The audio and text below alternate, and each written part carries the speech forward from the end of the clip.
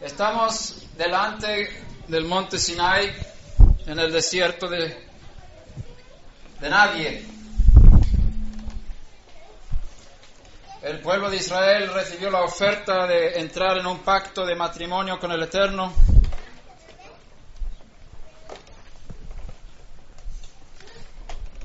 Gracias. El Eterno le ofreció: ¿tú quieres ser mi esposa? Guapa. Y ella dice: todo lo que digas, querido. Y entraron en un pacto. Y tuvieron una ketubá, una escritura, que es la Torá. La Torá es el contrato de matrimonio entre el Eterno e Israel. El Eterno dijo a los hijos de Israel: vosotros seréis un reino de sacerdotes. Hablamos de esto esta mañana.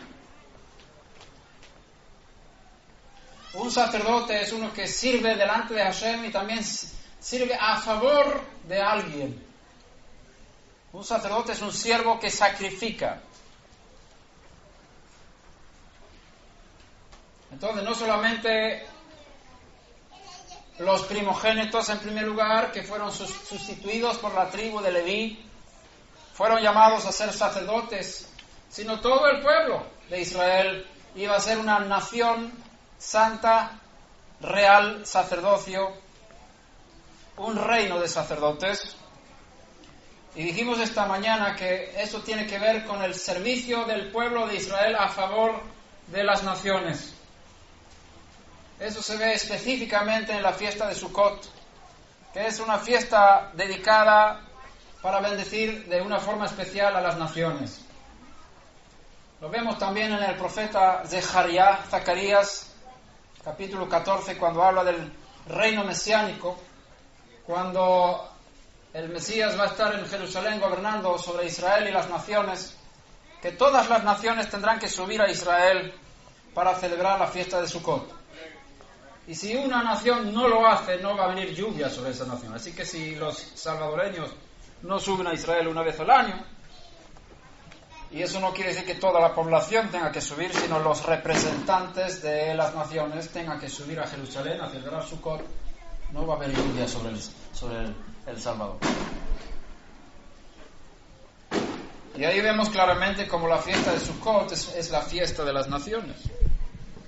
Y en esa fiesta se sacrifican 70 toros, novillos, toros,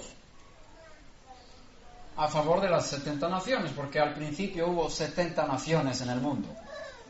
Y si tú ves el número 70, eso representa las 70 naciones originales, que luego fueron multiplicadas y divididas, y como tú conoces la historia, hoy en día no es como antiguamente, pero proféticamente, históricamente, tanágicamente, 70 representa todas las naciones de la tierra.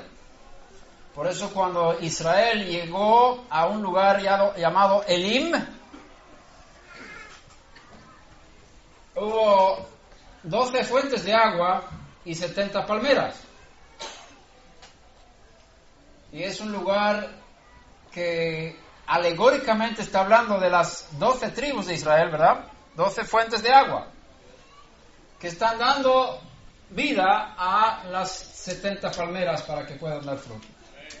Esta es una ilustración muy bonita en la Torá, en el caminar de los hijos de Israel por el desierto, que Hashem mostró para que entendamos el concepto del por qué Israel.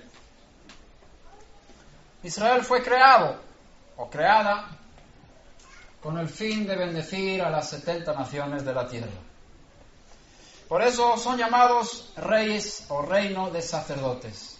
Están ministrando delante de Hashem, y un sacerdote tiene que sacrificar algo. Y vemos como el pueblo de Israel no solamente ha estado sacrificando animales a lo largo de la historia cuando hubo tabernáculos y templos, sino el mismo pueblo ha sido un sacrificio por las naciones. Israel es llamado el Hijo de Dios varias veces en las Escrituras. Y Dios amó tanto al mundo que ha dado a su Hijo para la salvación de las naciones, en doble sentido.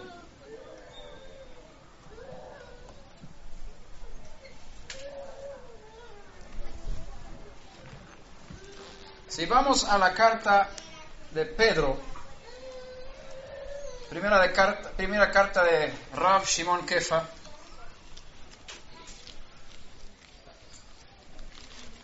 encontramos que él está escribiendo a los hijos de Israel en la diáspora. Como sabes, el maestro Yeshua, nuestro santo maestro, él escogió 12 shlichim, 12 apóstoles, 12 emisarios, representantes. Y el líder de ellos fue Shimon Kefa, Pedro. Y los 12 fueron enviados a la circuncisión, a los judíos, para dar testimonio de la resurrección de Yeshua. El trabajo de los 12 shlichim, de los 12 apóstoles, fue dar testimonio de la resurrección de Yeshua. Ellos no tenían el trabajo de ser jueces en Israel, porque ya existían jueces en Israel puestos por Hashem. No hay ningún liderazgo que no haya sido puesto por él. Y los jueces de Israel ya estaban trabajando con halajot, con reglas para el pueblo. Y no tenía el Mesías ningún interés ni ninguna autorización de su Padre Celestial de quitar el Sanedrín que hubo, los jueces que hubo. Y no vino para eso. Dice, yo no he sido puesto como juez entre vosotros. Él vino para dar su vida en rescate por muchos. Como dice el ángel, le darás el nombre Yeshua, que significa salvación, de forma masculina, porque él salvará a su pueblo de sus pecados. Y ahí no habla de las naciones, habla del pueblo de Israel. Yeshua vino para salvar a los judíos de sus pecados. ¿Cuántos creen eso? Amén. ¿Tú crees que logró cumplir su ministerio?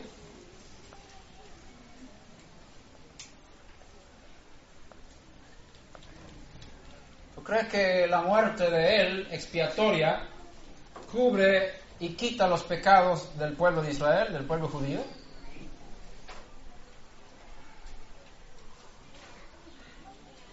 ¿Cuántos conocen la historia de Yosef Hatzadik, el hijo de Jacob, que fue vendido como esclavo a Egipto? Él fue alegóricamente asesinado por sus hermanos.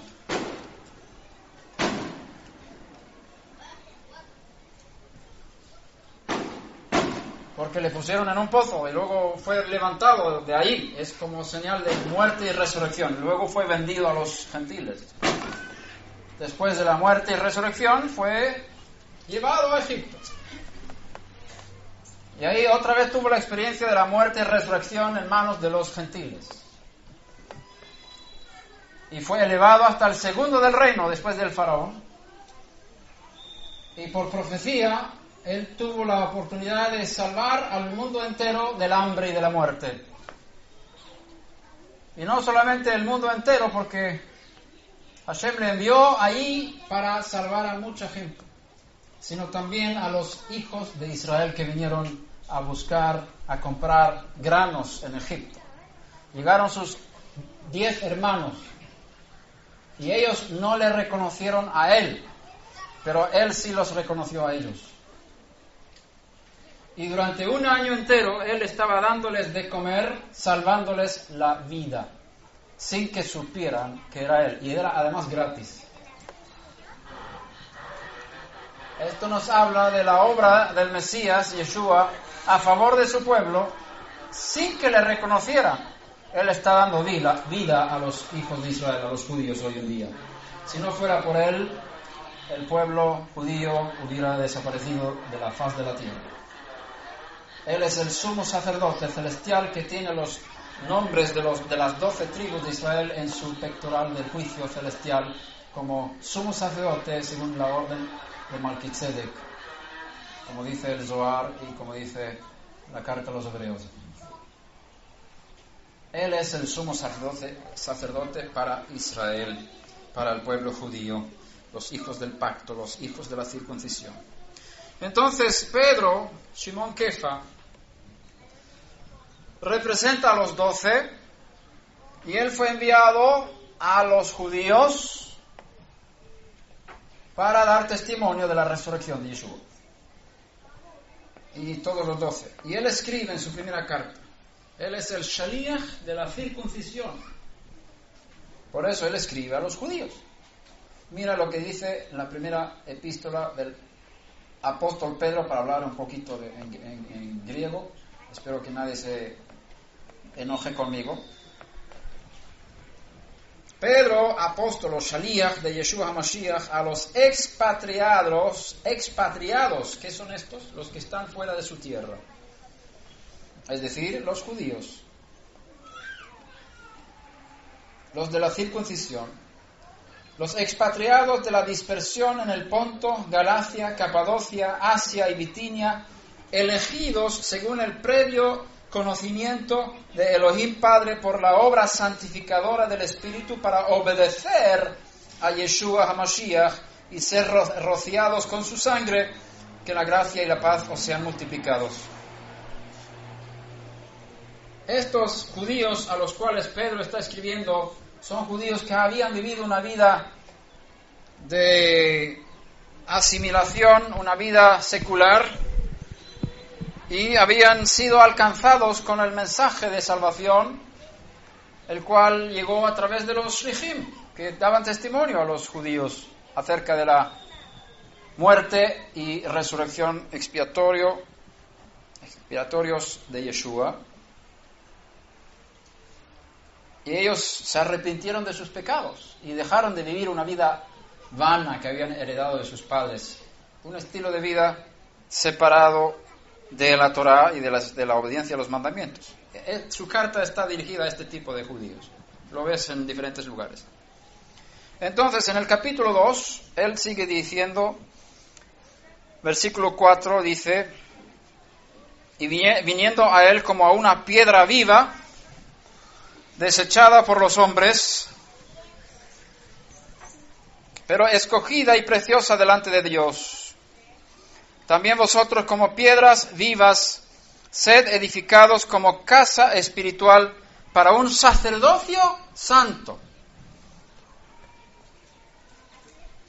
para ofrecer sacrificios espirituales aceptables a Elohim por medio de Yeshua HaMashiach.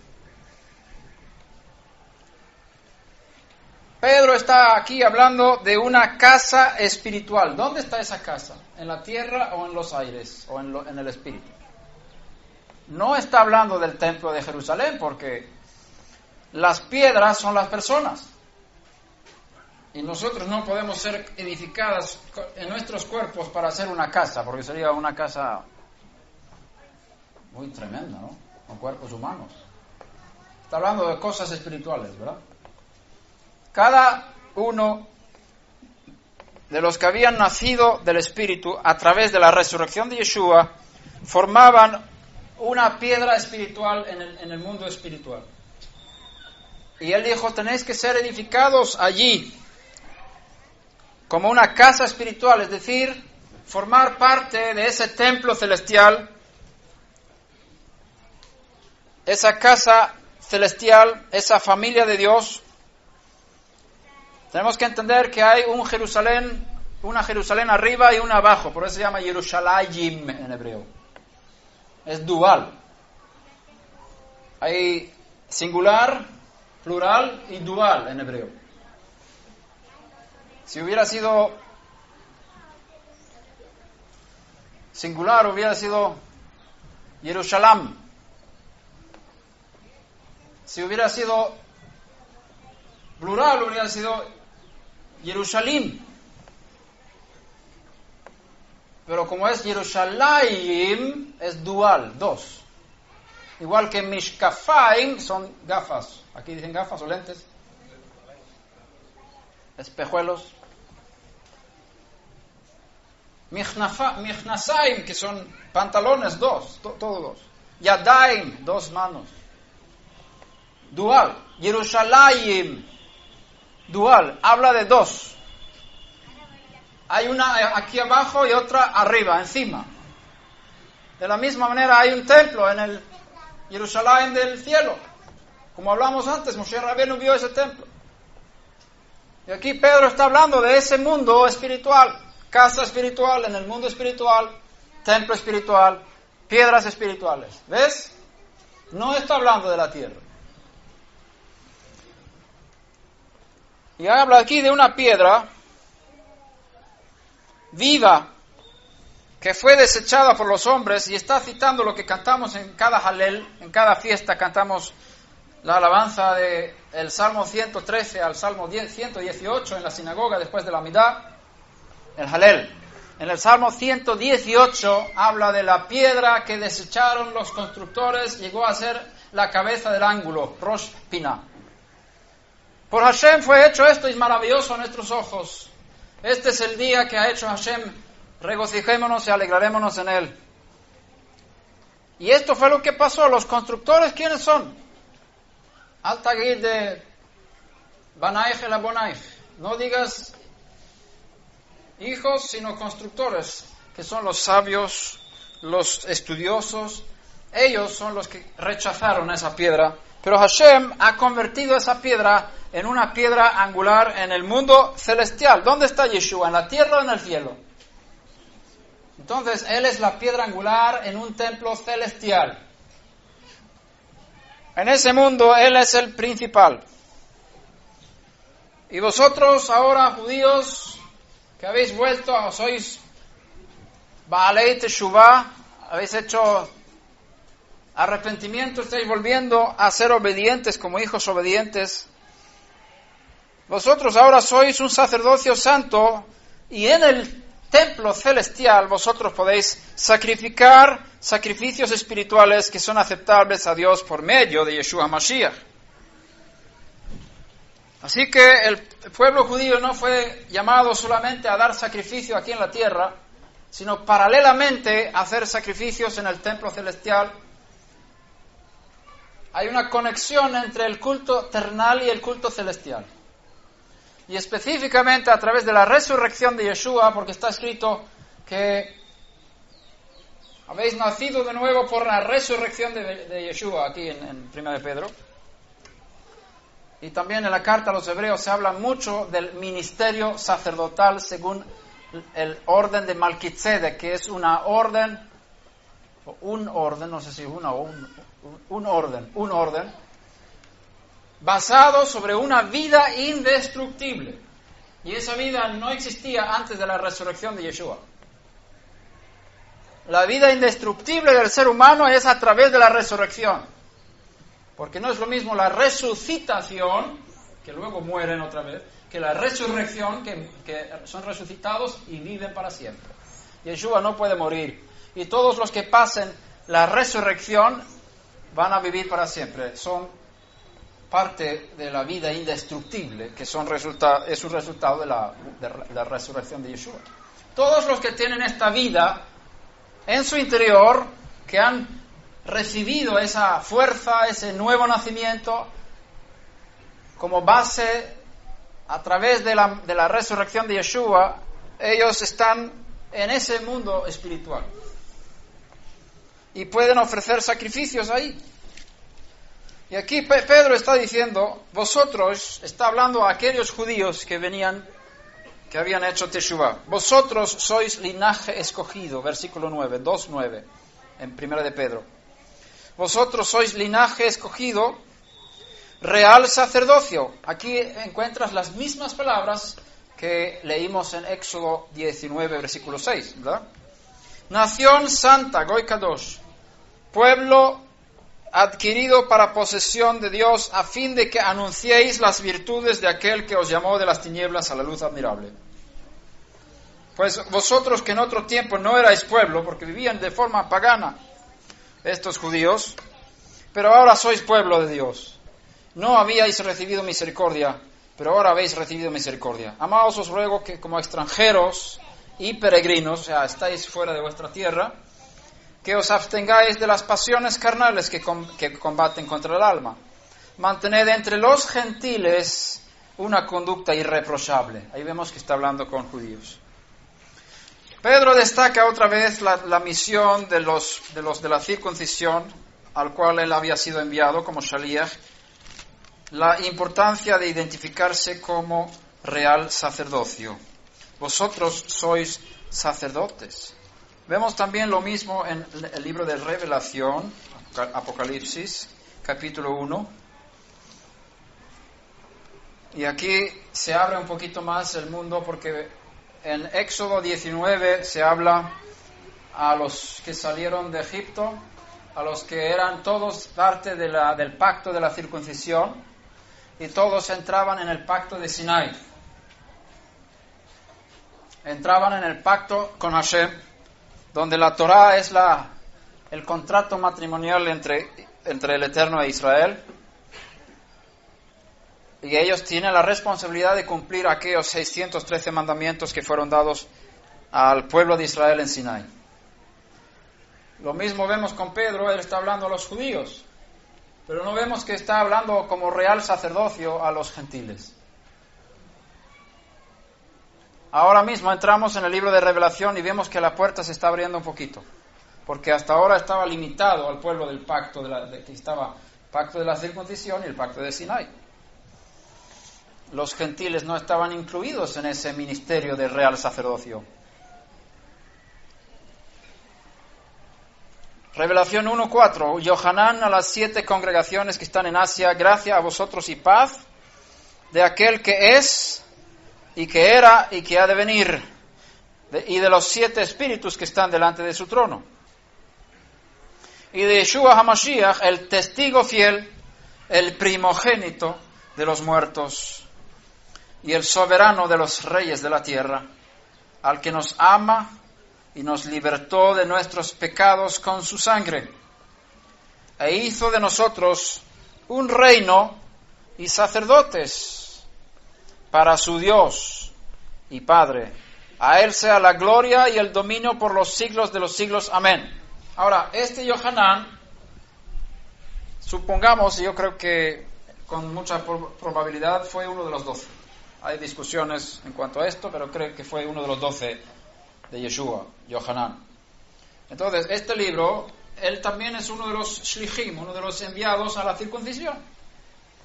¿Cómo sabemos que está hablando de los gentiles aquí?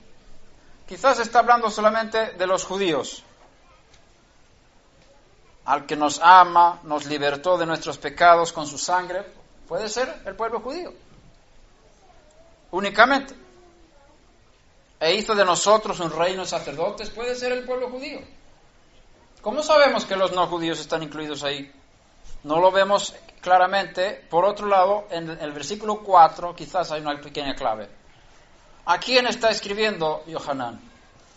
A las 7 congregaciones en Asia. Entonces, mirando un poquito quiénes fueron, vemos que esas congregaciones se componían de judíos y no judíos, según mi entendimiento. Había también gente no judía en esas congregaciones. Y ahí está hablando de nosotros.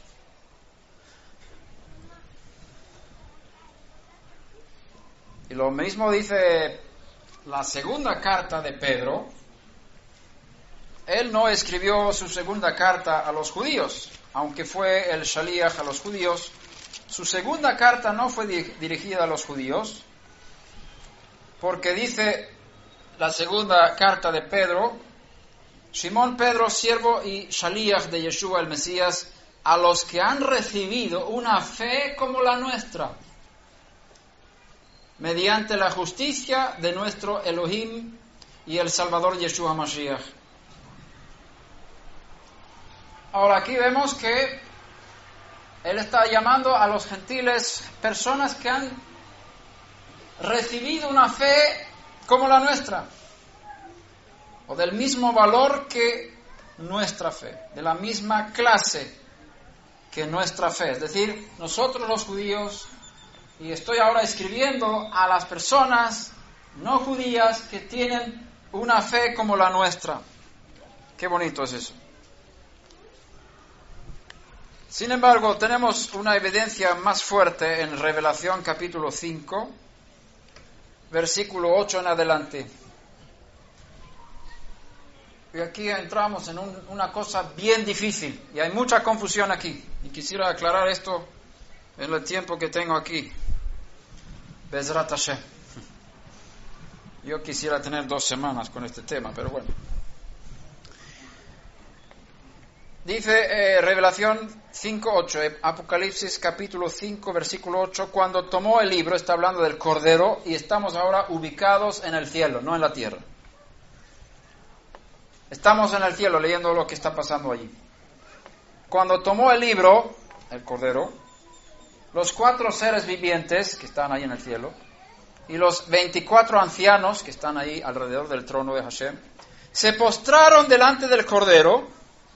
Cada uno tenía un arpa y copas de oro llenas de incienso, que son las oraciones de los santos.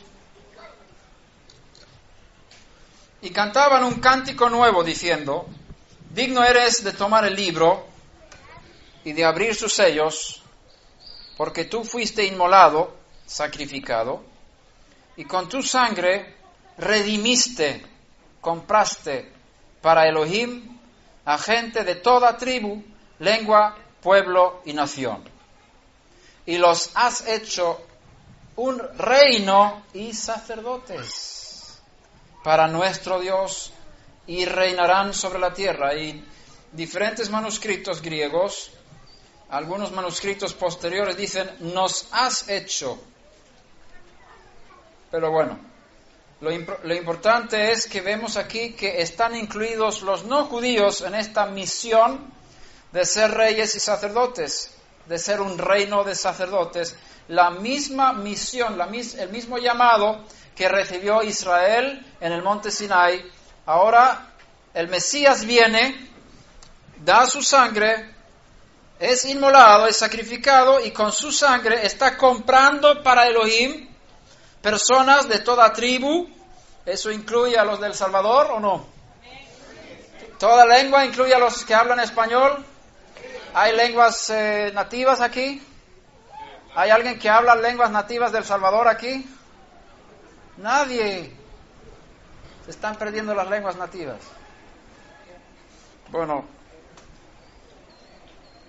Y de todo pueblo y toda nación. Él compró personas con su sangre de todas estas personas de las 70 naciones. No significa que haya comprado a todos, sino Él redimió, Él escogió, Él buscó y escogió ciertas personas entre los pueblos. Muchos son llamados, pero pocos son escogidos. Y estas personas han sido elevadas a una misión en el mundo espiritual, no en la tierra. En el mundo espiritual, repito, no en la tierra, en el mundo espiritual, en el mundo celestial, en el tabernáculo celestial, de sacerdotes, gentiles, redimidos, liberados, conectados, injertados en el árbol cultivado que es el olivo de Hashem, cuyo raíz está en el cielo, porque la raíz es Mashiach, y la raíz no está en la tierra, está en el cielo. El olivo de Hashem está con la raíz arriba y las ramas hacia abajo. Lo que pasa es que este mundo está al revés, el cielo está bien, nosotros estamos al revés. La raíz está en el cielo. La piedra principal que desecharon los constructores fue puesta ¿dónde? En Sion. ¿Qué Sion? ¿En la tierra? No está en Jerusalén. Yo no veo a Yeshua por ninguna parte en Jerusalén. Yo voy ahí muchas veces. Oro junto al muro. Él no está ahí. Él está en el cielo. La piedra que desecharon los constructores se volvió una piedra angular, he aquí pongo en Sion. ¿Qué Sion? El Sion de arriba, no el de abajo. Ahí está, colocado en el templo celestial. Y ahí hay un ministerio sacerdotal que incluye a los judíos nacidos a través de la resurrección de Yeshua, nacidos del Espíritu de la resurrección, y los gentiles que han nacido por el mismo Espíritu. ¿Cuántos nacieron por ese Espíritu aquí? Amén. Unos 30 más o menos. Algunos no dicen amén y no sé qué piensan.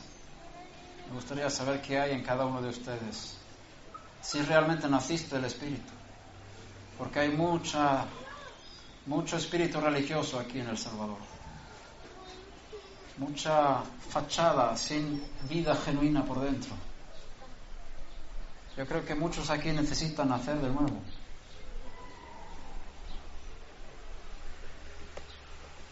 Si no naciste del espíritu de Mashiach, necesitas hacerlo.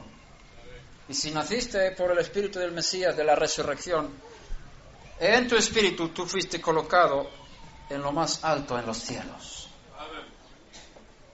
Y ahora voy a entrar en algo más difícil.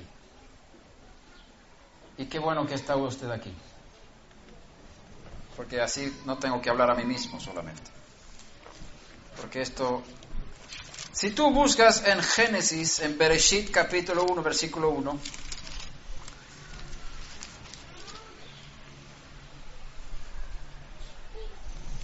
encuentras la frase en hebreo, Bereshit bara Elohim et hashamayim ve'et haaretz, lo cual se traduce como en el principio creó Dios los cielos y la tierra. Sin embargo, el hebreo no dice eso. El hebreo es muy difícil ahí.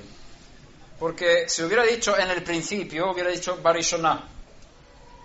Barishonah, bara Elohim et hashamayim ve'et haaretz. Pero no dice Barishonah, dice Bereshit. Y Reshit es una forma smihut. Los que estudian hebreo saben que Reshit es smihut, que tiene que ver con posesión, que significa principio de, o primicias de.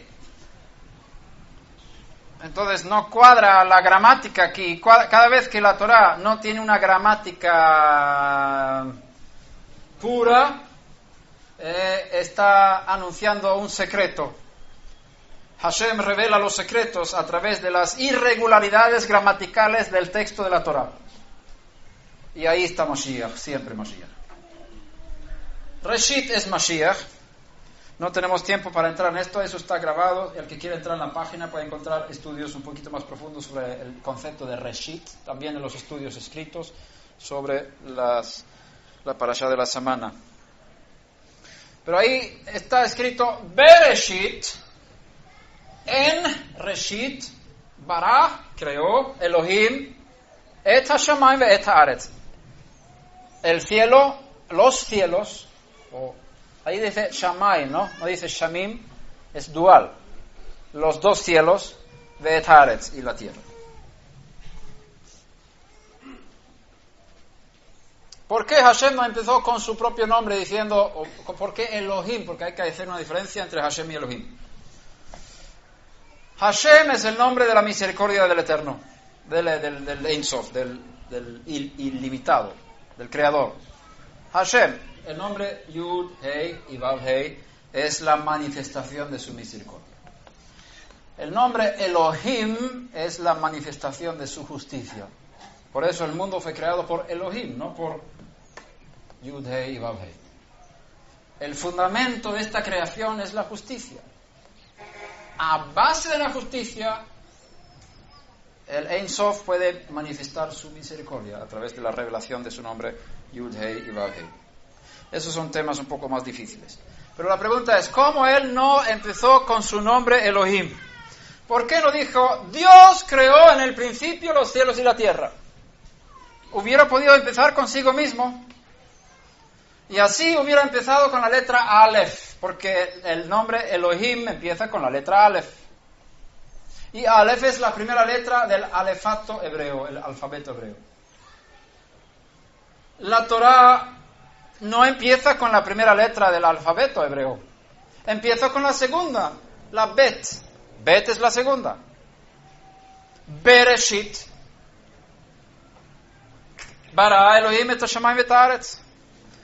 El creador escogió, crear el mundo con la letra Bet, no con la letra Aleph.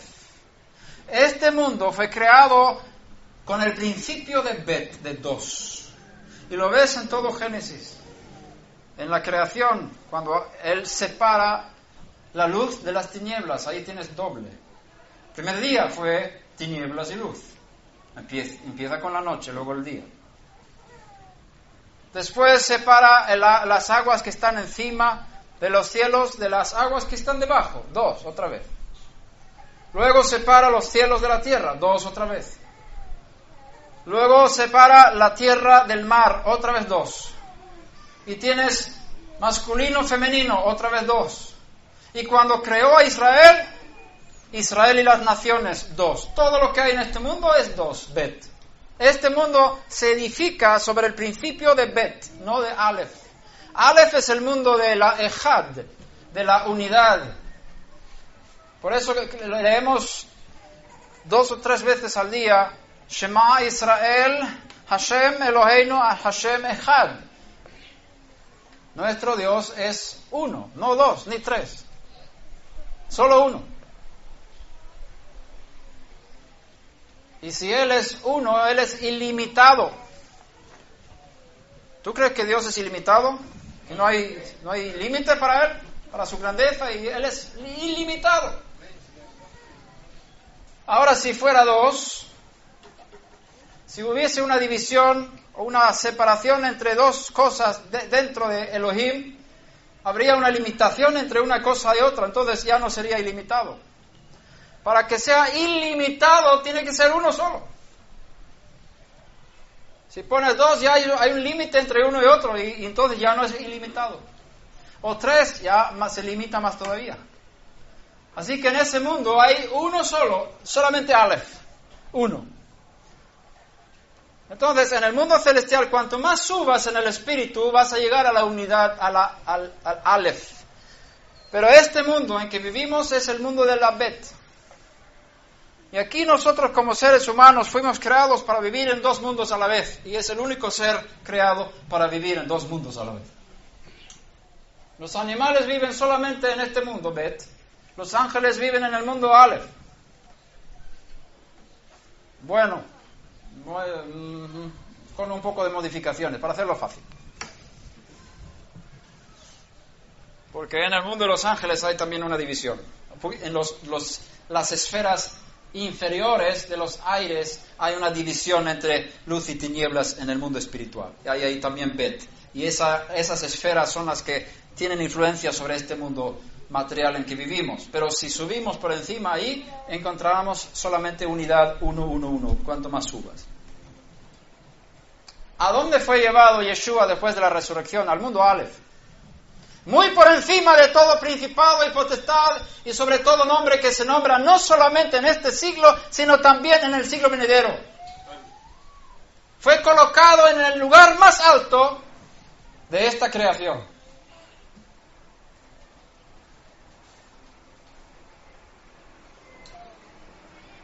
Busca conmigo en Efesios 2. Bendito sea el Eterno por lo que ha hecho en Mashiach. Ahora estamos tocando cosas difíciles. Y yo ruego que Hashem nos conceda un espíritu de revelación aquí para entender estas cosas de forma espiritual, no intelectual. Baruch Hashem. Capítulo 2 de la carta a los Efesios,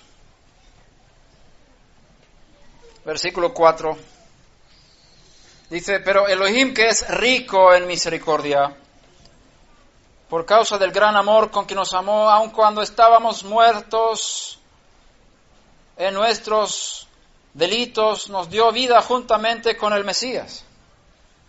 Por gracia habéis sido salvados. Y con Él nos resucitó, tiempo pasado. Y con Él nos sentó, tiempo pasado, en los lugares celestiales dentro del Mesías Yeshua. a fin de poder mostrar en los siglos venideros las sobreabundantes riquezas de su gracia por su bondad para con nosotros en el Mesías Yeshua. Está hablando aquí de una resurrección en el Espíritu. Nosotros todavía, nuestros cuerpos están en este mundo. ¿Quién está aquí? El que no está aquí, que no puede levantar la mano. Todos estamos aquí. ¿Qué pasó? Todos estamos aquí.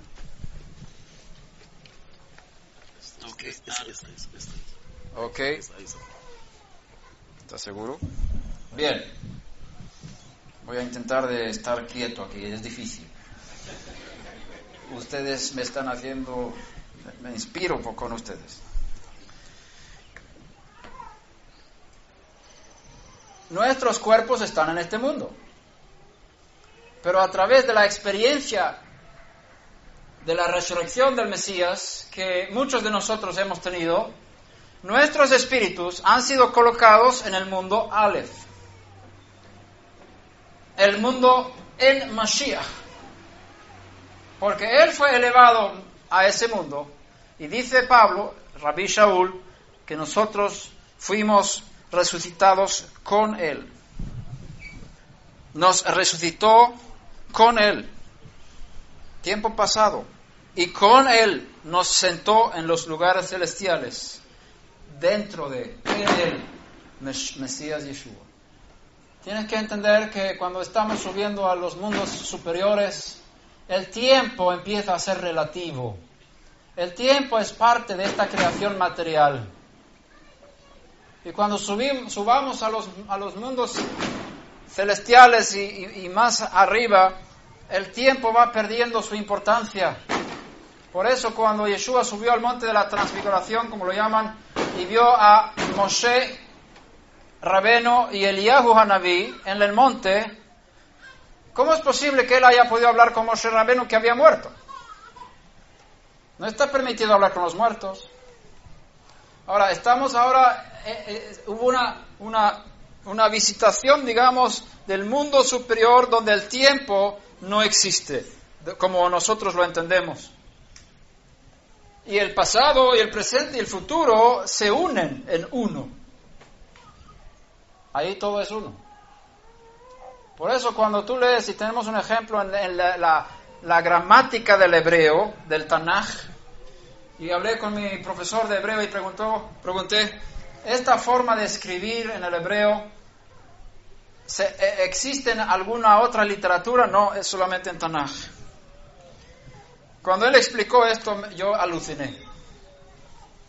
Por ejemplo, la palabra Vayikra. ¿Cuántos conocen esa palabra? Vayikra. Ustedes dicen amén, no levantan la mano. Entonces voy a intentar de ver cuántos dijeron amén. Como 28 y medio. Está bien. Entonces, Vayikra significa literalmente y llamará. Porque Yikra es la forma del verbo kara de manera futura en el futuro. Yikra significa él llamará.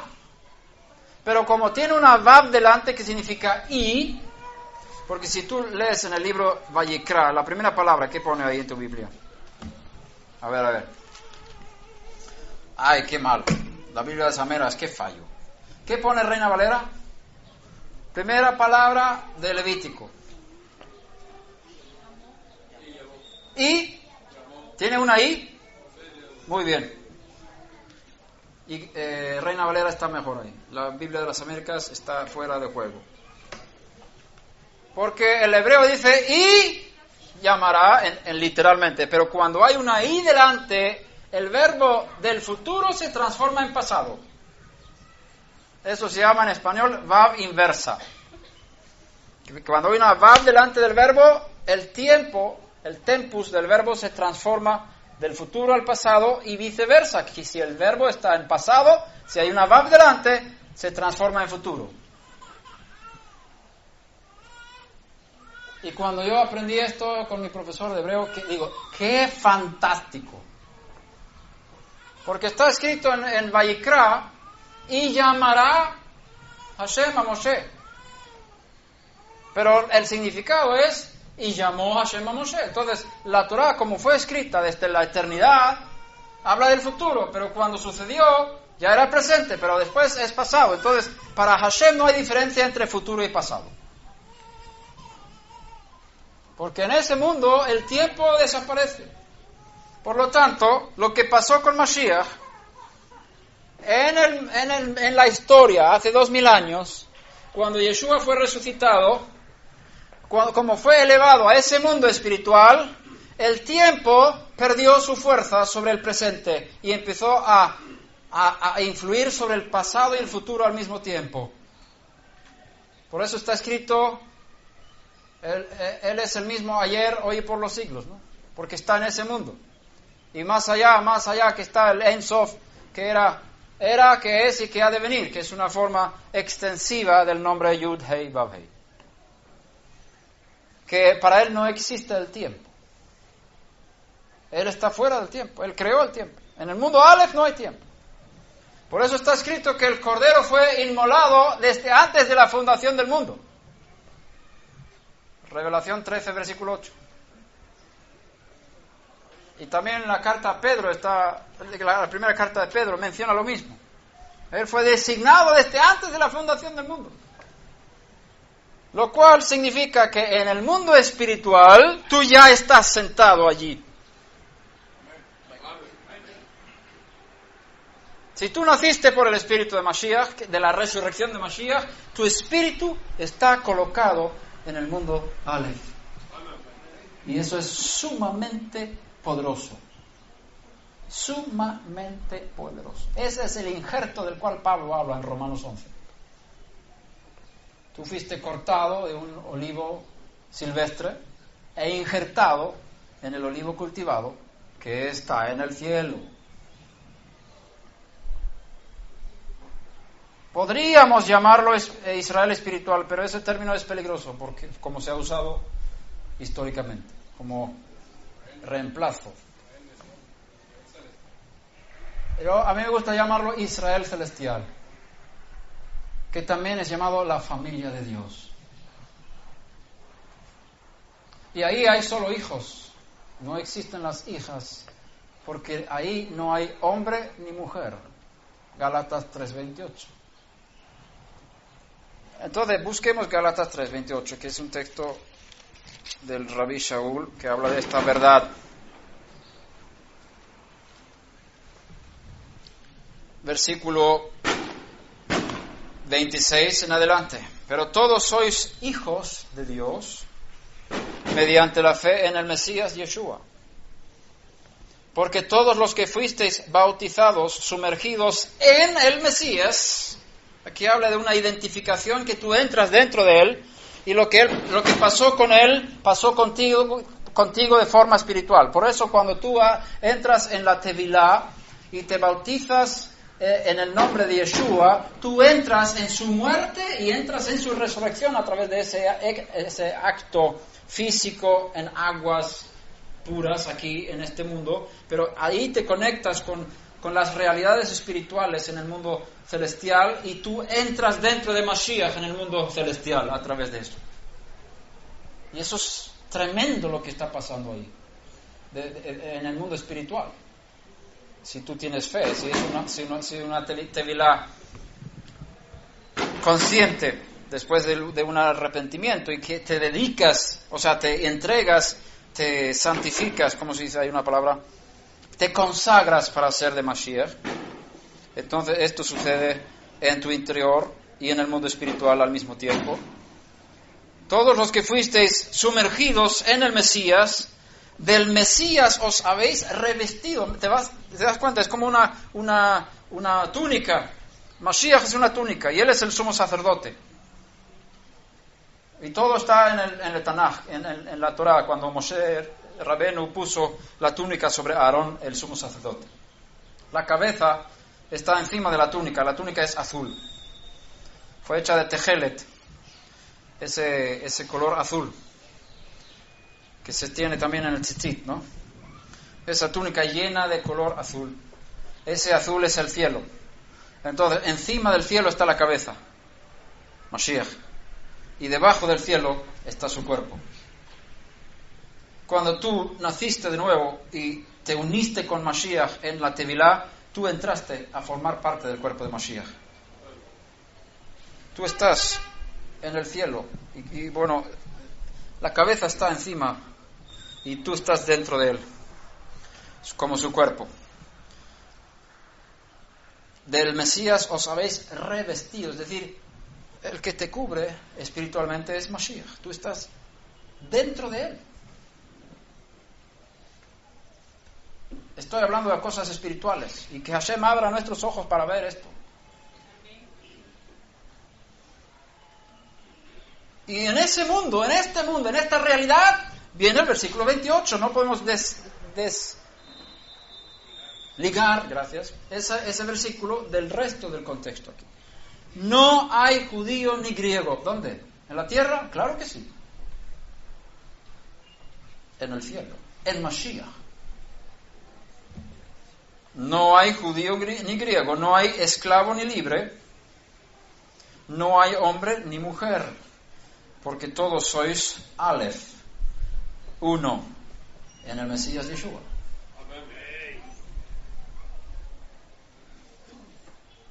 Pablo no está hablando de este mundo, porque entonces sería un falso profeta.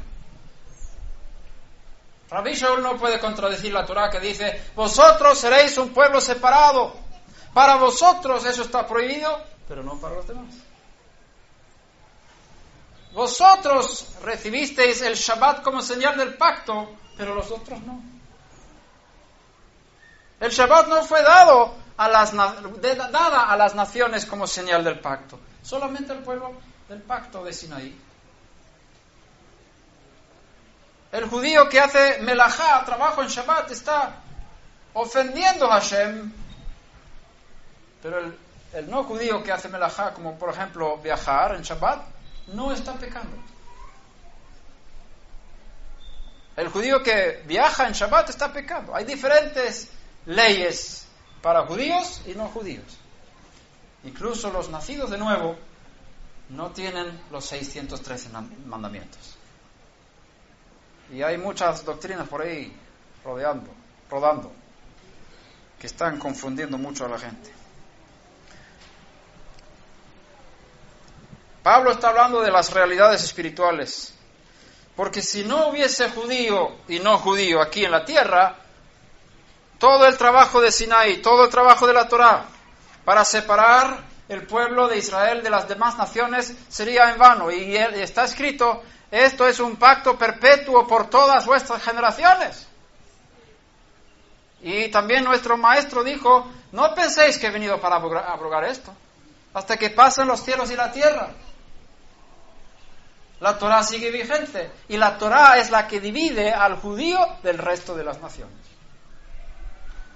Y entonces, si Pablo estuviera diciendo ahora en el Mesías, todos los que creen en el Mesías tenemos la misma ley, eso sería un falso profeta, iría en contra de Moshe Rabenu, y Pablo tiene que ser interpretado a base de Moshe Rabenu, no al revés. Primero Moshe Rabenu, y la Torá lo dice claramente. ¿Cómo sabemos que es un falso profeta? Si uno viene a cambiar estas leyes, entonces sabemos que es un falso profeta. Pablo no tiene más autoridad que Moshe Rabenu. Rabbi Shaul, él se sometió a Yeshua Mashiach. Él fue el Shaliach a los gentiles, el emisario, el apóstol de los gentiles, como él dice en Romanos 11, versículo 13. Y en Gálatas capítulo 2, como estamos en Gálatas, versículo 7, sino al contrario, al ver que se me había encomendado la buena nueva a los incircuncisos, o a la incircuncisión, más bien, así como Pedro había sido a la circuncisión. Porque aquel que obró eficazmente para con Pedro en su shlichut, en su apostolado, a la circuncisión, también obró eficazmente para conmigo en mi shlichut a los gentiles. Pablo, Rabbi Shaul, fue enviado a las naciones, a los gentiles. no para que se hicieran judíos, sino para enseñarles a vivir dentro del marco de la fe que es igual de preciosa como la de los judíos, el marco del judaísmo universal, el marco de la fe de Israel, el marco de los temerosos de Dios, de las naciones, que están dentro del programa de salvación de Hashem, sin hacerse judíos, sin comprometerse con los mandamientos de Sinaí, de manera que tienen que ser parte del pueblo para cumplir los 613 mandamientos. Pablo enseñaba a las naciones cómo vivir como justos de las naciones, pero no para convertirse en judíos. No vemos ese trabajo en Pablo. Más bien él fue atacado y acusado de enseñar a los judíos a apartarse de la Torá, a no cumplir los 613 mandamientos y las tradiciones y la tradición oral, la Torá oral que fue dada por Moshe desde Sinai, transmitida por los líderes de Israel. Pablo no enseñó a los judíos a abandonar esa herencia y ser diferentes del resto de las naciones. Eso fue una falsa acusación. Y tampoco enseñó a los no judíos a hacerse judíos, a circuncidarse. Tito nunca se circuncidó, lo dice claramente en Gálatas 2:3, pero ni aun Tito, que estaba conmigo, fue obligado a circuncidarse, aunque era griego. Y esto fue por causa de los falsos hermanos que se habían infiltrado para espiar la libertad que tenemos en el Mesías Yeshua, a fin de someternos a esclavitud, a los cuales ni por un momento cedimos para no someternos, a fin de que la verdad de la buena nueva permanezca con vosotros. O sea, Pablo no enseñó que tiene que haber un pueblo aquí en la tierra. Con otras palabras, Pablo no enseñó que en el mundo Bet tiene que haber un pueblo Aleph, para hablar con esos términos. Y hay que entender que cuando el Rabí Shaul está escribiendo, él está escribiendo desde el punto de vista celestial. Lo ves bien claro en Colosenses capítulo 2, creo que es. Vamos a buscar eso.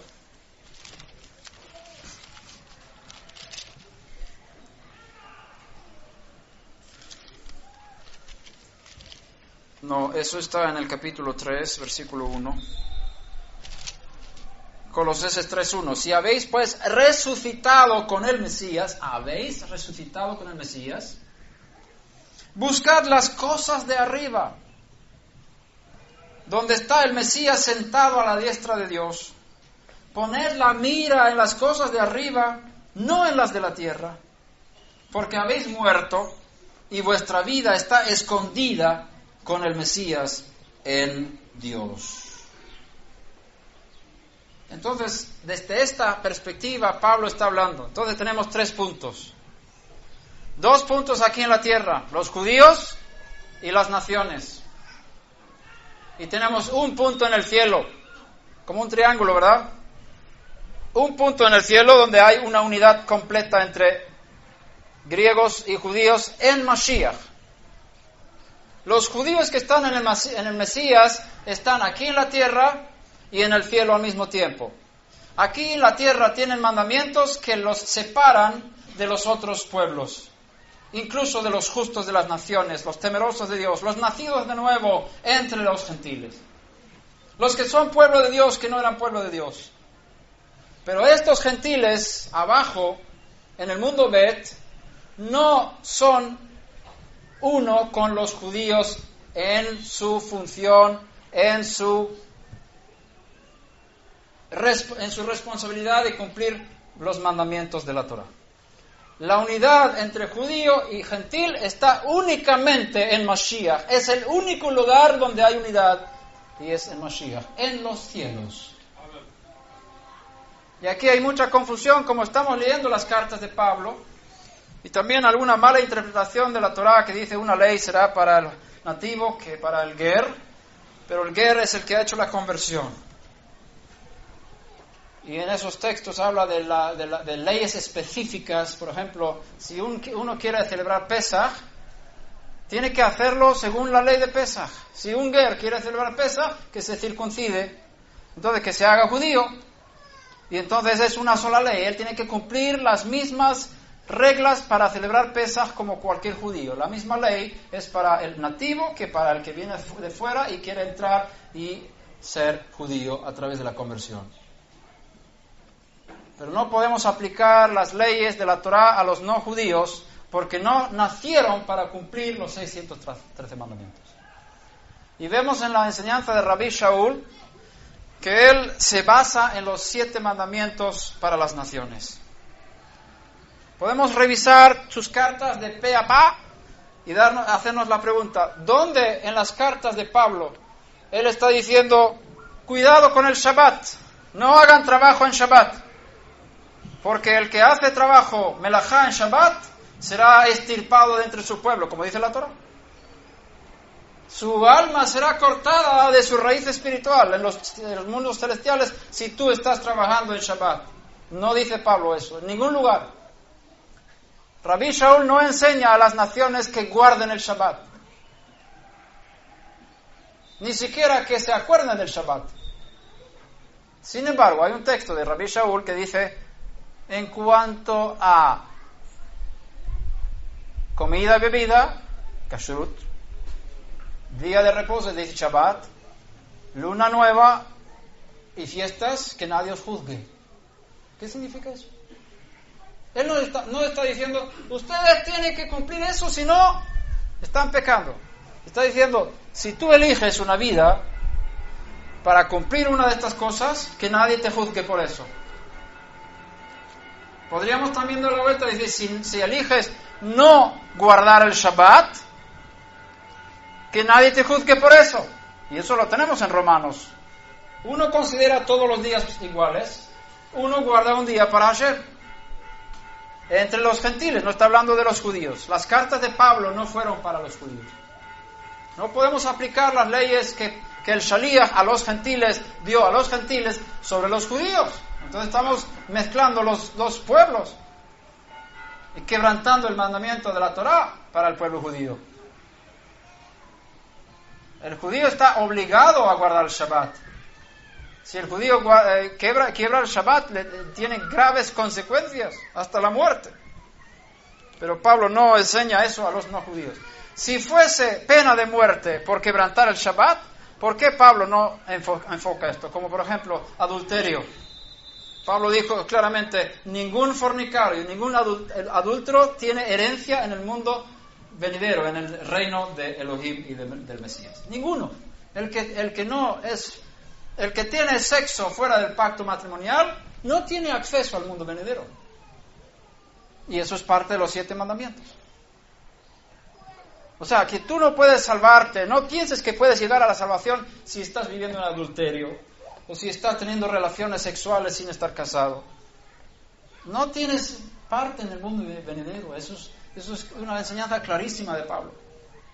También habla de la idolatría como avaricia. Dice, huir de la idolatría, es parte de los 7 mandamientos, de no cometer idolatría. Y Pablo enfoca vez tras vez la importancia de los 7 mandamientos. Incluso el mandamiento de establecer cortes de justicia. Dice que no hay ninguna autoridad que no sea de Dios. Someteos a toda autoridad que ha sido puesta por Dios. Todas las autoridades han sido puestas por Dios. Someteos a ellas. Entonces, no estoy diciendo con esto que el Shabbat no puede ser una super bendición para los justos de las naciones. Ojo al dato, que se quede bien claro esto. Porque el Shabbat fue dado a Adán y Eva desde el principio. Los primeros hombres entraron en Shabbat el día después de su creación. Eran hijos de Dios. Y los hijos hacen lo que hace su padre. Él descansó en Shabbat y ellos descansaron. Pero hacer de eso un mandamiento de vida y muerte, como para los hijos de Israel, eso es extrapolar, creo que se llama. Eso es extrapolación de un mandamiento, que no lo puedes aplicar así sobre las naciones cuando la Torá ni los escritos apostólicos hacen eso. Es decir, si tú viajas en tu carro y vienes a la reunión en Shabbat, no hay ninguna pena de muerte sobre ti por eso. Si un judío lo hace, pobre de él. Está escrito, no harás fuego en Shabbat. Y si tú cocinas, haces una olla de arroz o cualquier cosa, enciendes fuego en Shabbat, no te va a venir ninguna condenación por eso. No es pecado, pero si un judío hace eso, pobre del judío. ¿Te acuerdas de aquel que estaba recogiendo leña en Shabbat? ¿Qué pasó con él? Tenían que apedrearle hasta que muriera. Pena de muerte.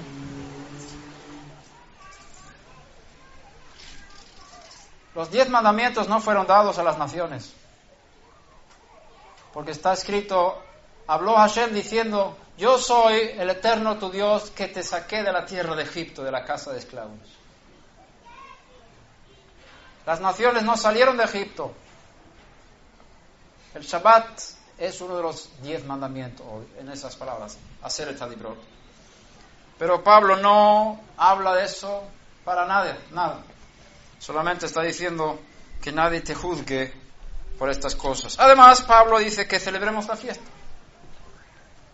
Entonces, Pablo, Rabí Shaul, fue un rabino designado, sacado con pinzas desde el cielo, antes de tiempo, porque él no estaba preparado realmente. Él estaba yendo a Damasco porque quería encarcelar a los que seguían el camino.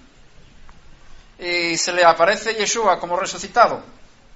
Y él se queda ciego porque hay una luz tan fuerte que sus ojos no aguantan eso, la Shejina de Hashem, que está en el cuerpo de Yeshua. Toda la deidad, toda la, ¿cómo dice? Toda la plenitud de la deidad habita en él corporalmente después de la resurrección, no antes de morir. Hashem no podía venir con toda su Shejina en Yeshua antes de morir porque la gente no hubiera podido acercarse a él. Hubieran muerto al acercarse a él. Esa potencia es de Ein Sof. Pero después de la resurrección, su cuerpo ya tenía la capacitación para mantener toda esa plenitud de la deidad y ser el templo de Hashem corporalmente, y el eterno, el Ein Sof con su gloria, lo que puede revelar en este mundo, porque él está fuera de este mundo. Solamente sabemos lo que él revela. Todo lo que él puede revelar de sí mismo en este mundo lo está depositando ahora mismo en el cuerpo glorificado de Mashiach Yeshua.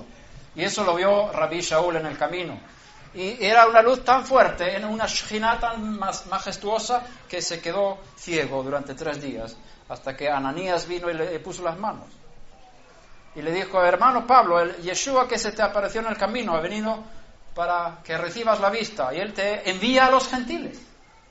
¿Por qué? Porque este rabino, súper entrenado bajo los pies de Gamliel, que es uno de los rabinos más importantes de la historia, él se crió en Jerusalén desde niño. Sabía hebreo, arameo y todo lo que quieras perfectamente. Conocía el Talmud, el Mishnah, Gemara, todo lo que existía en ese momento. Y su llamado fue ser rabino para el pueblo judío. Y aquí viene Mashiach glorificado. Baruch Hashem. Y le pone un dedo, una uña le pone encima. ¡Pip! Y se queda ciego y casi muerto. ¿Quién eres, Señor? Yo soy Yeshua, a quien tú persigues. ¿Pero qué quieres que haga? Vete a los gentiles. ¿Cómo? ¿A los gentiles? Todo lo que para mí era ganancia, yo tenía mis planes de ser un super rabino con los judíos, y ahora tú me envías a los gentiles. ¿Por qué? Mashiach, Yeshua necesitaba a un super rabino para llegar a los gentiles. ¿Sabes por qué? Porque él tenía que saber perfectamente todas las tradiciones, las leyes, las reglas, después de conocer la Torah de memoria, por supuesto. ¿Por qué? Porque el trabajo de Rabí Shaul no era solamente dar testimonio de la resurrección de Yeshua, como los 12, sino también enseñar a los gentiles cómo vivir una vida santa dentro del marco de la fe de Israel, del judaísmo universal, en Mashiach, sin tener que convertirse en judíos y cumplir todos los mandamientos que los judíos tienen que cumplir. Y ese era un trabajo de cirujano espiritual. necesitaba un cirujano espiritual que sabía diferenciar entre una cosa y otra, y a través del espíritu de Mashiach tuvo revelación para saber cuánto de la tradición judía tengo que aplicar a los gentiles. Por eso necesitaba un super rabino para ese trabajo. Los 12 no necesitaban tener esa capacidad porque podían ser pescadores, recaudadores de impuestos, porque daban testimonio con poder de la resurrección de Yeshua a los judíos. Pero porque los judíos no necesitaban ese trabajo de diferenciar entre qué está permitido y qué está prohibido. Ese trabajo le tocó a Pablo para los no judíos. Menudo trabajo. Y él dice, yo soy el shaliach de los gentiles. Romanos 11:13 creo que es. Yo soy el apóstol de los gentiles. Entonces, en las enseñanzas de Rabbi Shaul encontramos, según las cartas que tenemos,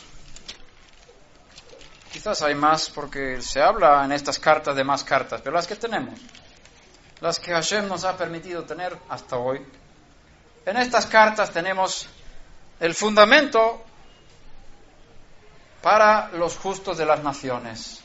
Pablo tenía 2 mensajes en su vida. El primer mensaje fue el mensaje de salvación y era muy parecido al mensaje que tenía Pedro para los judíos. Baruch Hashem. Él estaba predicando acerca, y esto vamos a ver. Tengo 23 minutos y 47 segundos. Vayamos a 1 Corintios 15. Y ahí vemos el primer trabajo de Rabbi Shaul. ¿Cuál fue Él tenía 2 tareas en la vida. Esta fue la primera tarea. Y mira bien lo que pone aquí. Y mira bien, espero que quede bien aquí claro en El Salvador después de mi venida aquí. Que quede bien claro este texto. Que se grabe en nuestro interior. 1 Corintios 15. Ahora os hago saber, hermanos, el mensaje, el evangelio, el mensaje que os prediqué, el cual también recibisteis, en el cual también estáis firmes, por el cual también sois salvos. Ten en cuenta que no está escrito fuisteis salvos, está escrito sois salvos en presente. Entonces, este mensaje está dando salvación en presente. La salvación no es algo que tú recibiste y lo tienes para siempre. Si tú dices, yo fui salvo, soy salvo, no tienes mucha base en las escrituras para decir esto. Si yo hiciera una pregunta, ¿cuántos aquí son salvos? No levantes tu mano, no levantes tu mano. Si yo hiciera esa pregunta, ¿cuántos son salvos? Y quizás muchos levantarían las manos. No, mentira. No eres salvo todavía. Estás en el tren que te lleva a la salvación. Estás en el arca de Noé, pero tú puedes salir y morir si quieres. Pero mejor que no salgas. ¿Cómo podemos permanecer en este tren? Pablo lo dice aquí. Si tú retienes esto, tú eres salvo, vas a pasar al mundo venidero. Por este mensaje sois salvos. Te va a llevar a la salvación, porque la salvación es la meta, es la resurrección de los muertos de nuestros cuerpos. Porque ahora mismo en el Espíritu tenemos esto en Mashiach, pero si tú sales de Mashiach es como salir del arca, ya pierdes todo, perdiste todo. Por eso dice, trabajad en vuestra salvación con temblor y temor. No lo tienes todo listo. Todos los días, cuídate. Para que no caigas del tren. Cierra bien la puerta. Y cuida a tus hijos para que no estén en las ventanas cayendo por ahí. Por el cual también sois salvos si retenéis la palabra. Sois salvos si retenéis la palabra que os prediqué, a no ser que hayáis creído en vano. ¿Qué es este mensaje? Ahora viene el mensaje. Este es la síntesis del Evangelio. La síntesis del mensaje de salvación. ¿Cuál es el mensaje de salvación? Todo el mundo tiene que saber esto. Este es el fundamento. Está escrito: yo os entregué en primer lugar, es lo primero, lo mismo que recibí, que el Mesías murió por nuestros pecados conforme al Tanaj. Casi lo que está escrito. Conforme a las Escrituras, el Mesías murió por nuestros pecados, por los de Israel y los de todo el mundo, porque Él es la propiciación por nuestros pecados, y no solamente por los nuestros, hablando un judío, sino también por los de todo el mundo. Primera de Juan 2:2 creo que es. Él murió por nuestros pecados conforme al Tanaj, conforme a los escritos hebreos. Como dijo uno que había hecho aliyá hace poco, que venía de estas tierras, vino a Israel, y dijo: no necesitas el Nuevo Testamento para saber que Yeshua es el Mesías. Dijo así. Yo te digo, está por todas partes. Yo tengo una Biblia antigua que yo la estudié muchos años, y he dibujado sobre las palabras donde habla del Mesías con una cera roja, no sé si dicen cera aquí o crayón, ¿qué es? Entonces, yo invito a cualquiera que quiere mirar en mi Biblia, en mi Tanaj y los escritos apostólicos, en todo Tanaj, cualquier página vas a encontrar algo rojo. Mashiach está por todas partes. Y el Tanaj enseña que Él tenía que morir por nuestros pecados.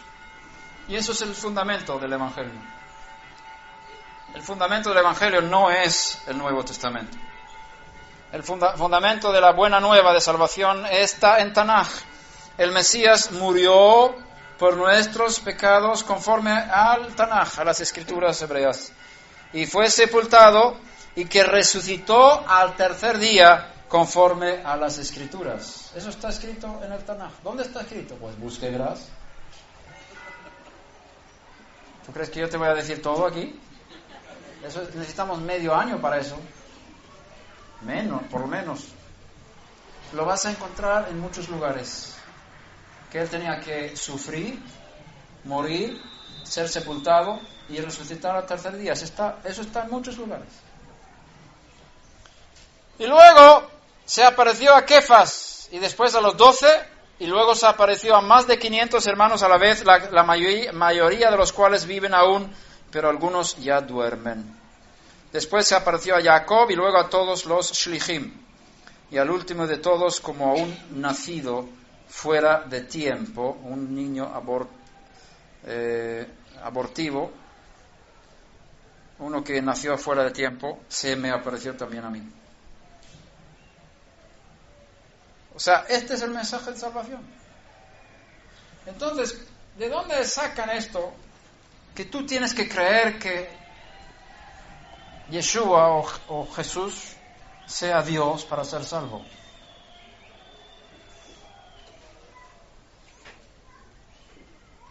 Aquel sistema que enseña que tú tienes que creer que Él sea Dios para ser salvo, no está enseñando el mensaje que Pablo enseñó. Es otro evangelio. No hay ningún requisito de los escritos, ni de Tanaj, ni de los escritos apostólicos, que digan que tienes que creer que Él sea Dios para ser salvo. Eso se introdujo en el credo de Atanasio, cientos de años después de Yeshua. Y ahí está escrito, es un credo de la Iglesia Católica, heredado por sus hijas en el mundo protestante. Que el que no crea así, el que no piense así acerca de la Trinidad, no puede ser salvo. Así termina el credo de Atanasio. Y es muy diferente a las escrituras del Rabí Shaul. Porque es de, si tú mantienes esto, te salvarás. No si tú crees que Él es Dios o no. No tiene nada que ver. Tienes que creer que Él murió por nuestros pecados, conforme a las Escrituras, y que fue sepultado, y que resucitó al tercer día, que Hashem le levantó de los muertos al tercer día, conforme a las Escrituras, y que Él está vivo hoy. Eso te salva. ¿Tú crees que Él murió por ti? ¿Por tus pecados? ¿Tú crees que está vivo hoy? Entonces tú te estás salvando con eso. Pero mira bien que no sea algo aquí en la cabeza nada más. Porque si tú crees que Él murió por tus pecados, eso quiere decir que estás huyendo del pecado, porque cada vez que peques, le estás dañando a Él. Él tenía que sufrir por nuestros pecados. Y como en ese mundo no hay tiempo, nosotros podemos causarle sufrimientos por nuestros pecados. Y no quiero eso. Y tú tampoco, ¿verdad? Se apareció a mí. La segunda cosa que Pablo tenía que hacer entre las naciones fue enseñar a vivir una vida santa. Enseñar a los gentiles a vivir una vida santa delante del Eterno. Esa fue su segunda cosa. Tenía dos misiones en la vida: predicar las buenas nuevas de salvación a los gentiles y luego enseñar cómo los gentiles tienen que vivir para agradar a Dios. Vivir vidas santas, vivir vidas justas. Y en la parashá de la semana que acaba de terminar, la semana pasada, se habla del nazareato, de cualquier persona, hombre o mujer en Israel, que quiere apartarse de una forma especial y ser santificado de una forma especial, puede llegar al mismo nivel de santidad como el sumo sacerdote, que es el nivel más alto de Israel. Cualquier hombre o mujer de Israel puede llegar al mismo nivel de santidad que el sumo sacerdote, a través del nazareato.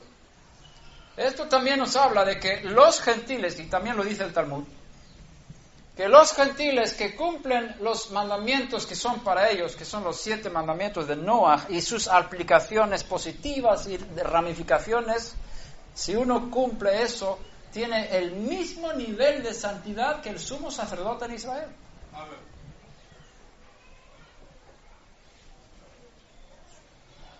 Entonces Pablo fue enviado a enseñar a los justos de las naciones, los que estaban en el camino o el tren de salvación a través de su mensaje de salvación, el Evangelio, la buena nueva, cómo vivir una vida agradable, cumpliendo los mandamientos que son para ellos. Busca en las cartas de Pablo y te das cuenta que él funda su enseñanza sobre los 7 mandamientos de Noah. ¿Cuáles son? No blasfemarás, no tendrás otros dioses delante del Dios de Israel. Un solo Dios. Todo lo que es Avodah Zará, culto a otros dioses, otros objetos, otras personas que no sean el único invisible Dios que nadie ha visto ni puede ver, es idolatría. Hay que dejar todo ese tipo de culto. Segunda cosa es no blasfemar, no tomar su nombre de forma irrespetuosa, todas las ramificaciones que tiene eso. La tercera cosa es no matar, no asesinar, y todo lo que eso implica también. La siguiente cosa es no cometer adulterio, que tocamos antes, y vemos como Pablo habla de estas cosas bien fuerte. Y dice, huid de la fornicación. Y en especial Pablo trata 2 temas muy, muy fuertes. El primer mandamiento de no tener otros dioses, porque él habla incluso de la carne, porque cierta carne fue sacrificada a los ídolos en esa época. Entonces, los que comían esas carnes estaban compartiendo ese sacrificio a los dioses griegos y romanos. Entonces Pablo está tratando ese tema en sus cartas, y cuando habla de carne no tiene nada que ver con kashrut, nada que ver con kashrut, tiene que ver con sacrificio a los ídolos. Míralo bien y verás. No está hablando de animales limpios o impuros. Está hablando de carne sacrificada a los ídolos o no. Entonces, él tiene dos principales temas en sus advertencias. Uno es la idolatría y el sexo. Son las dos cosas más importantes en sus cartas. Porque estaban haciendo mucho daño en esa época y hoy en día también. Entonces, esos son dos temas que hay que enfocar muy fuerte, como Pablo dice. Entonces, el mandamiento de no cometer adulterio incluye también pecados sexuales de otra índole. Luego está el no hurtar, no robar, no quitar cosas materiales de otras personas, apropiarte de los bienes de otros. Y tenemos también el mandamiento de no comer animales vivos, miembros de animales vivos. No maltratar a los animales, no comer sangre que está saliendo de un animal cuando está muriendo. Esa sangre no se puede comer. Y lo último es, como dijimos antes, establecer cortes de justicia para autoridades que regulen sobre las naciones en cuanto a estos mandamientos. Ahora, todos estos mandamientos negativos tienen una parte positiva. Por eso Pablo se enfoca mucho en eso también. ¿Qué es lo contrario de no cometer idolatría? Servir a Dios, alabarle. Por eso él enfoca mucho esa parte, no solamente no hagas, como dice el texto en los Salmos, apártate del mal y haz el bien. Por cada mandamiento negativo hay un positivo. En lugar de hacer idolatría, aprende a servir a Dios de forma que a Él le agrada. ¿Cómo lo vamos a aprender? De los judíos. Por eso hay que celebrar las fiestas. Porque los judíos aprendieron cómo alabar a Hashem, cómo hacerle culto, rendirle culto. Entonces los justos de las naciones tienen que aprender el sistema, cómo adorar a Dios de correcta forma. Y eso está en las cartas de Pablo también. Celebremos la fiesta. Panes sin levadura, está hablando de eso. 1 Corintios 5, 7 por ahí. También otros de los mandamientos negativos tiene un lado positivo. De no cometer adulterio, que es guardar la familia, cuidar a tu esposa, a tus hijos, todo eso, muy importante. Y lo ves en las cartas de Pablo. Sus enseñanzas están basadas en los 7 mandamientos de Noah. Con el toque del injerto del gentil en Mashiach como parte del Israel celestial. El Israel de Dios. La familia de Dios en el mundo Aleph. Entonces, como gentil en Mashiach, en el Espíritu, tú eres Israel. Y ten un poco de cuidado con esto. Porque si tú empiezas a identificarte como Israel en este mundo, vas a tener problemas con los judíos. Y no solamente eso, sino también con el Dios de los judíos. Entonces tu identidad como israelita tiene que estar únicamente en Mashiach, en el cielo.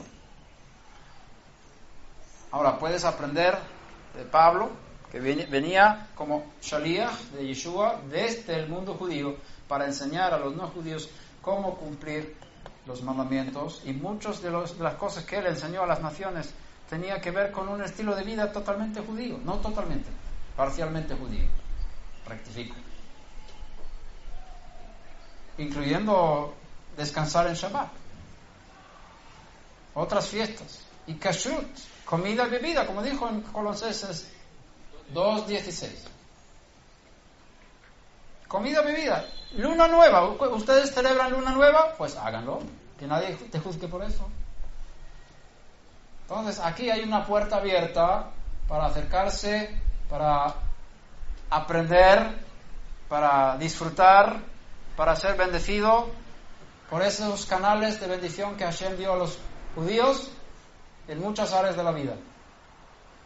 El que toma un mandamiento y dice, yo quiero cumplir esto, que no es una obligación para mí, pero quiero hacerlo porque quiero santificarme, quiero llegar a un nivel de santidad superior que tengo, tú puedes hacerlo, pero sé consecuente con eso.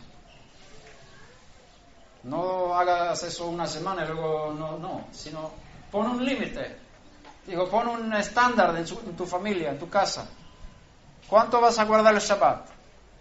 Por ejemplo, mi padre no quiso cortar leña ni poner leña en el fuego para calentar la casa en Suecia. Mi padre es de Suecia, murió hace un año, de bendita memoria. Entonces, él no quería hacer eso en Shabbat, porque está escrito en la Torah, no hagas fuego en Shabbat. Él no es judío. Yo hice la conversión. Y mi padre no tenía ninguna obligación de no echar más leña en el fuego. Y ahí hay 25 grados bajo cero en invierno. Si no pones fuego en la caldera para el invierno, te puedes enfermar. Y pikuach nefesh, o sea, es una enfermedad que te puede llevar a la muerte, ¿no? Entonces tienes que poner fuego en la leña, especialmente si no estás obligado a no hacer fuego como no judío.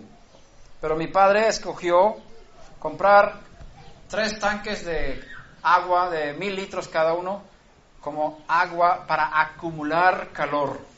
Lo instaló con su sudor, creo que tenía como 65 años cuando lo hizo. Esos aguas de acumulación grandes y puso al lado de la caldera en la casa. Y el viernes él puso mucha leña todo el día para que durante el Shabbat no tuviera que poner nada. Y esas aguas, 3000 litros de agua caliente, mantenían la casa caliente durante todo el Shabbat, para no tener que hacer fuego en Shabbat. Y yo estoy seguro que Hashem le va a dar un premio por haber hecho eso. En el tiempo del juicio final, cuando va a ser juzgado conforme a sus obras. No estaba obligado, como no era judío, pero lo hizo por amor, porque quería llevar un nivel de santidad y cumplimiento con el Shabbat superior al que él tenía antes. Y si tú eliges entrar en niveles de cumplimiento superiores, tú vas a ser honrado por eso. Pero no juzgues al que no quiere llevar ese nivel. Por eso Pablo dice, el que considera que un día es superior a los demás días, que lo haga. Y otro considera iguales todos los días. Y lo hace para el Señor también.